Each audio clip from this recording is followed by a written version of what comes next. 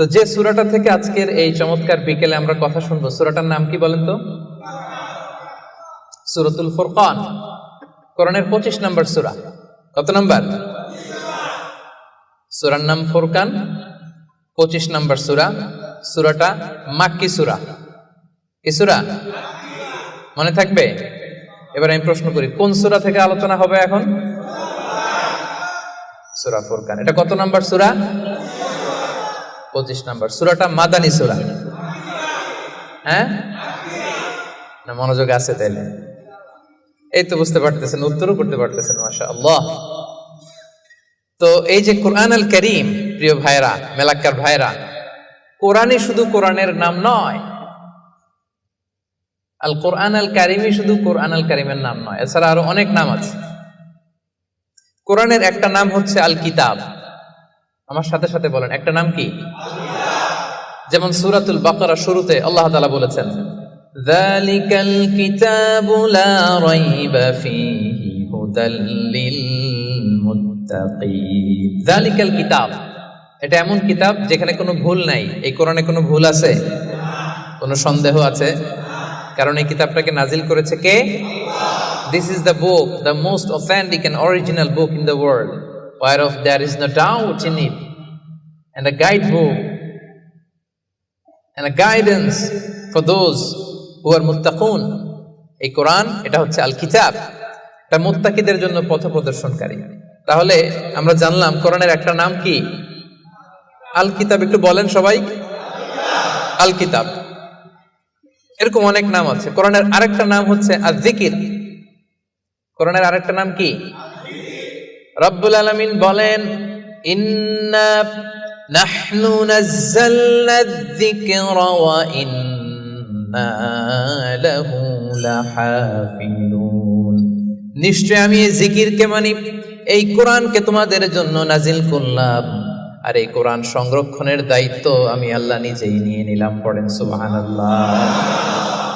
জিকির, কোরআনের একটা নাম কি? এর আগে জানলাম আরেকটা নাম কি? কিতাব। প্রিয় ভাইরা, কোরআনের আরেকটা নাম হচ্ছে আল ফুরকান। এই যে সূরা থেকে আলোচনা করব, 25 নম্বর সূরা, মাক্কি সূরা। এই ফুরকান, এটা কোরআনের আরেকটা নাম। তাহলে একটা পেলাম আল কিতাব, 2 নম্বরে পেলাম আয-যিকির, 3 নম্বরে পেলাম। এই সূরার শুরুতে রব্বুল আলামিন বলেন, তাবারাকাল্লাযী নাযালাল ফুরকানা আলা আবদিহি লিয়াকুনা লিল আলামিনা নাযীরা। বরকতময় সেই সত্তা যিনি ফুরকানকে অর্থাৎ কোরআনকে তার বান্দা মুহাম্মদ সাল্লাল্লাহু আলাইহি ওয়াসাল্লামের উপর নাজিল করেছেন, যাতে করে মুহাম্মদ সাল্লাল্লাহু আলাইহি ওয়াসাল্লাম গোটা বিশ্ববাসীর জন্য সতর্ককারী হয়ে যেতে পারেন। পড়েন সুবহানাল্লাহ।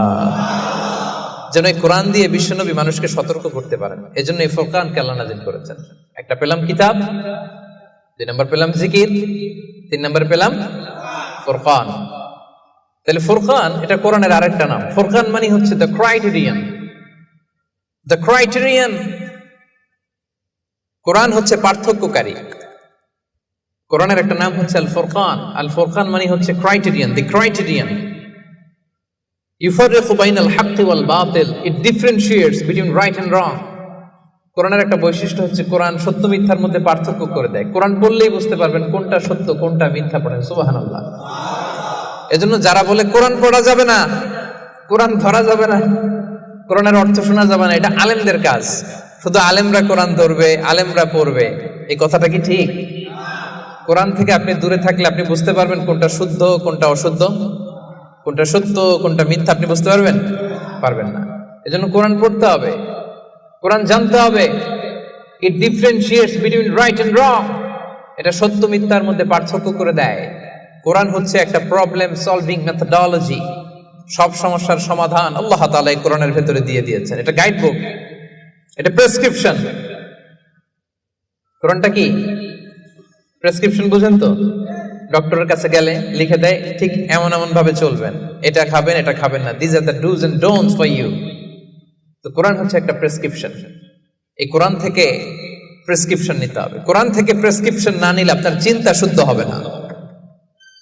কোরআন থেকে প্রেসক্রিপশন না নিলে আপনার আত্মা প্রশান্ত হবে না। কোরআন থেকে প্রেসক্রিপশন না নিলে আপনার ফ্যামিলিটা সুন্দর হবে না। সূরাতুল ফুরকান সম্পর্কে সহিহ বুখারীতে একটা হাদিস এসেছে, হিশাম বিন হাকিম বিন হিজাম নামাজের ইমামতি করতেছেন, সূরাতুল ফুরকান তেলাওয়াত করতেছেন। মুক্তাদিদের কাতারে দাঁড়িয়ে আছেন সাইয়েদনা ওমর ফারুক রাদিয়াল্লাহু তাআলা আনহু। উনি দেখলেন যে উনি সূরা ফুরকান যেভাবে শিখেছেন হিশাম এইভাবে পড়েন, আরেকভাবে পড়ে, অন্য স্টাইলে, অন্য ডায়ালেক্টে। উনি রেগে যাচ্ছিলেন নামাজে, পারে না নামাজের মধ্যে যে ধরেন, কারণ ওমরের মেজাজ নরম না গরম? বড্ড গরম মেজাজওয়ালা। কিন্তু উনি ধৈর্য ধারণ করলেন যে না, এটা তো নামাজ, নামাজ ভেঙে তার ইমামরা ধরা যায় না, কি বলেন? সালাম ফিরাইতে হবে না? তো উনি সালাম ফিরানো পর্যন্ত অপেক্ষা করতেছেন। সালাম ফিরানো শেষ, খপ করে যে ধরছে হিশাম বিন হাকিম বিন হিজাম, রে হিশাম কিভাবে পড়ছে সূরা ফুরকান? বিশ্বনবী তো আমাকে এইভাবে শেখায় নাই। হিশাম বলে আমি তো এভাবেই বিশ্বনবীর কাছে শিখেছি।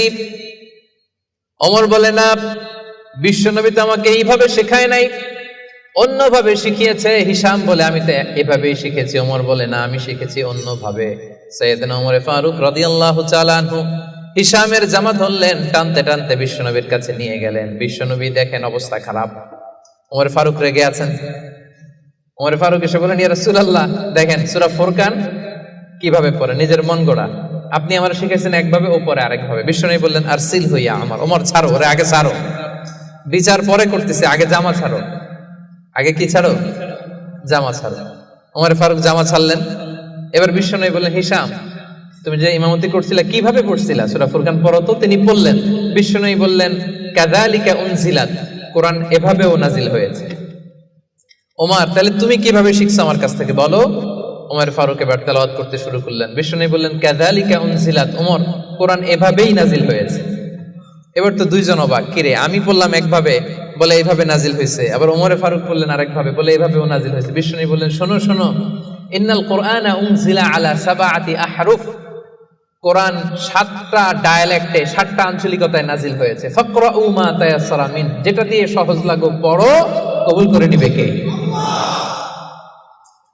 তাহলে এই সূরাতুল ফুরকান তেলাওয়াতের এই ঘটনা দিয়ে বোঝা গেল কোরআন এক আরবি ভাষায় নাজিল হলেও এর মধ্যে 7টা আঞ্চলিকতা ছিল। যেমন ধরেন আমাদের বাংলা ভাষা, আমাদের নোয়াখালীর ভাইরা এক ভাষায় কথা বলে, এক আঞ্চলিকতায়, বরিশালে আরেকভাবে বলে, সিলেটে আরেকভাবে, চট্টগ্রামে আরেকভাবে। সবার ভাষাই বাংলা, সবার ভাষা কি, কিন্তু আঞ্চলিকতার ভিন্নতা আছে না নাই? তাহলে কোরআন নাজিল হয়েছে আরবি ভাষায়, কিন্তু এর মধ্যে 7টা আঞ্চলিকতায় কোরআন পড়া বৈধ। যেমন ধরুন আমরা পড়ি ওয়াদ-দুহা ওয়াল-লাইলি ইযা সাজা মা ওয়াদ্দাআকা রাব্বুকা ওয়া মা ক্বালা ওয়ালাল আখিরাতু খায়রুল লাকা মিনাল উলা। আমরা এইভাবে শিখছি না?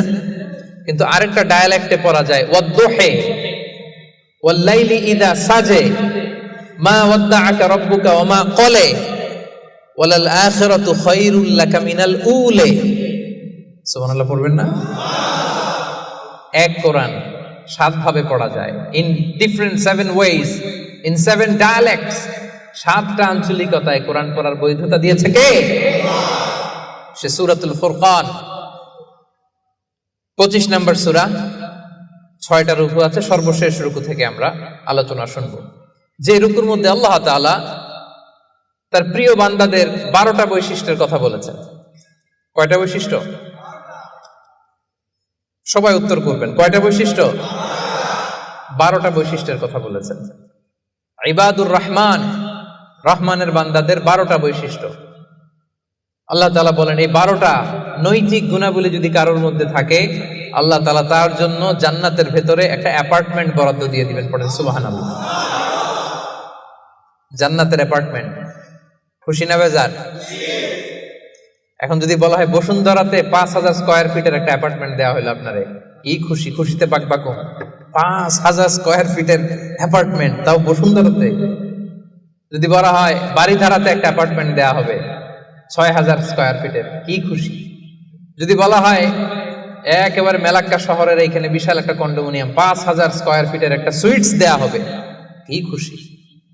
যদি বলা হয় কেএলসিসির ভেতরে, কেএলসিসি চিনেন তো? হ্যাঁ, এই যে 2টা টাওয়ার আছে না, যেটারে internationally globally Petronas twin tower বলে, ওটার মধ্যেও তো অ্যাপার্টমেন্ট সুইটস আছে। তো যদি বলা হয় 5